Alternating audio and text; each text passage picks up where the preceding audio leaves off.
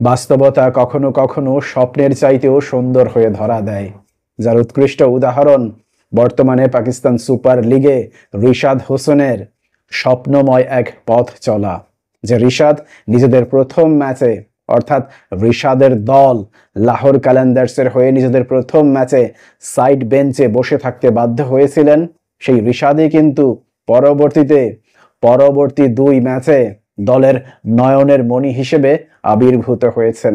যে ম্যাচে তিনি বসেছিলেন সেই ম্যাচে তার দল লাহোর কালান্দার্স 8 উইকেটের ব্যবধানে পরাজিত হয়েছিল। পরবর্তীতে দ্বিতীয় ম্যাচে এসে প্রথমবারের মতো পিএসএল এ অভিষিক্ত হন বাংলাদেশের এই ডানহাতি লেগ স্পিনার, এবং প্রথম ম্যাচেই তিনি 31 রানের বিনিময়ে 3টি উইকেট শিকার করে নিজের বোলিং কার্যকারিতা খুব ভালোভাবেই প্রমাণ করেন। মজার বিষয় হচ্ছে, প্রথম ম্যাচে যেখানে তিনি শেষ করেছিলেন ঠিক সেখান থেকেই যেন দ্বিতীয় ম্যাচে এসে আবারও শুরু করলেন। নিজের প্রথম ম্যাচের শেষ ওভারে তিনি একটি ওভারে, অর্থাৎ চতুর্থ ওভারে 2টি উইকেট শিকার করেছিলেন। সে যাত্রায় শেষ ওভারে তিনি আমির এবং আবরারের উইকেট শিকার করেছিলেন। মজার বিষয় হচ্ছে, ঠিক সেখান থেকেই আবার দ্বিতীয় ম্যাচে নতুন করে পথ চলা শুরু করলেন, অর্থাৎ দ্বিতীয় ম্যাচের প্রথম ওভারেই আবারও 2টি উইকেট শিকার করলেন, অর্থাৎ এক ওভারে 2 উইকেট শিকার করা রীতিমতো অভ্যাসে পরিণত করেছেন রিশাদ হোসেন। অবশ্য এই যাত্রায় আরো বেশি ভয়ঙ্কর রিশাদ হোসেন, কারণ নিজের স্পেলের প্রথম বলেই তিনি শান মাসুদের মহা গুরুত্বপূর্ণ উইকেট তুলে নেন। নিজের বুদ্ধিদীপ্ত বোলিং দিয়ে শান মাসুদকে রিভার্স সুইপ খেলিয়ে উইকেটের পেছনে ক্যাচ দিতে বাধ্য করেন। পরবর্তীতে সেই ওভারের পঞ্চম বলে ইরফান খানের উইকেটও তুলে নেন। আমরা যারা কম বেশি ইরফান খান সম্পর্কে জানি তারা সবাই জানি আক্রমণাত্মক ক্রিকেট খেলতে ভালোবাসেন ইরফান খান। সেই ইরফান খানকেই অনেকটা টসড আপ ডেলিভারি দিয়েছিলেন রিশাদ। ব্যাপারটা এমন, তোমার যদি শক্তি থাকে, সামর্থ্য থাকে, তাহলে ডাউন দ্য উইকেটে এসে পারলে আমাকে ছক্কা মারো, এবং সেই চ্যালেঞ্জটি খুব ভালোভাবেই গ্রহণ করেছিলেন ইরফান খান।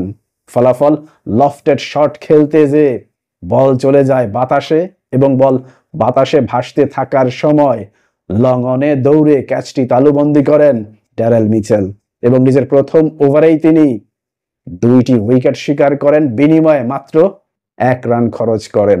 দেখুন, 202 রানের লক্ষ্য তাড়া করতে নামার পর করাচি প্রথম ওভারেই 2 উইকেট হারায়। পরবর্তীতে রিশাদ যখন নিজের প্রথম ওভারে আবারও 2 উইকেট শিকার করে, তখন করাচির সংগ্রহ দাঁড়ায় 46 রানে 5 উইকেট। আপনি যখন 202 রান তাড়া করবেন, ঠিক তখন যখন 46 রানের মধ্যে 5টি উইকেট হারিয়ে ফেলবেন, এই ম্যাচে কখনোই আপনার পক্ষে আর ফিরে আসা সম্ভব হবে না। হয়েছেও তাই। এই ম্যাচে আর কখনোই করাচি সেই অর্থে ফিরে আসতে পারেনি। উপরন্তু নিজের দ্বিতীয় ওভারেও দুর্দান্ত ছিলেন রিশাদ হোসেন। দ্বিতীয় ওভারেও আরও একটি উইকেট শিকার করেন রিশাদ।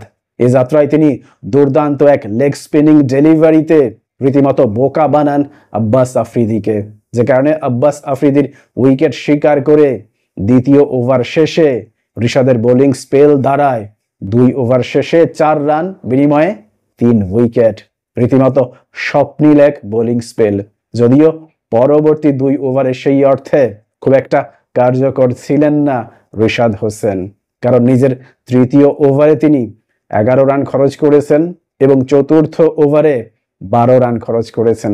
যদিও চতুর্থ ওভারের শেষ বলে আরও একটি উইকেট পেতেই পারতেন, যদি না সিকান্দার রাজা খুশ দিলের সেই ক্যাচটি ধরে বাউন্ডারি লাইনের বাইরে চলে না যেতেন, তাহলে 3 উইকেটের জায়গায় 4 উইকেট হতো রিশাদের।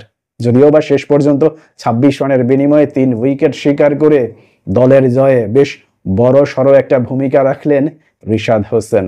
প্রশ্ন হচ্ছে, রিশাদ হোসেন কি পারবেন তার এমন দুর্দান্ত বোলিং শৈলী টুর্নামেন্টের বাকি ম্যাচগুলোতেও অব্যাহত রাখতে? কিংবা রিশাদ হোসেনের এই স্বপ্নময় যাত্রা সম্পর্কে আপনার কোনো মন্তব্য কিংবা মতামত থাকলে অবশ্যই তা কমেন্ট বক্সে লিখে জানান। ভালো থাকবেন সবাই। আল্লাহ হাফেজ।